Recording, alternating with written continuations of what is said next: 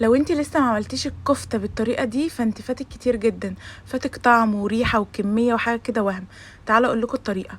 في طاسة هتجيبي معلقة سمنة، هتضيفي عليها بصلة كبيرة متقطعة، تبدأي تشوحي في البصلة كويس. انا عايزاها تاخد لون ذهبي كده، بتدي طعم جامد قوي.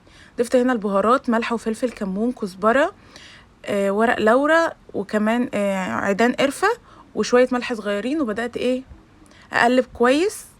انا زي ما قلت لكم عايزاها تتشوح تاخد اللون ده. كان عندي بقى فلفل بس مش حامي، قطعت كده كام فلفلايه وضفتها عليها، وبدات برضو اشوحها كويس. انا عايزاها تتشوح كويس في السمنه وتاخد من بعضها. بعد كده نقلتهم في طبق تاني، هرجع لهم تاني. هنا بقى في نفس الطاسه حطيت معلقتين زيت، وجبت اللحمه بتاعتي. انا هنا كنت جايبه نص كيلو لحمه، ضفت عليه بصله كبيره، فلفل احمر، وكيس توابل لحمه، وبدات اكورهم كده.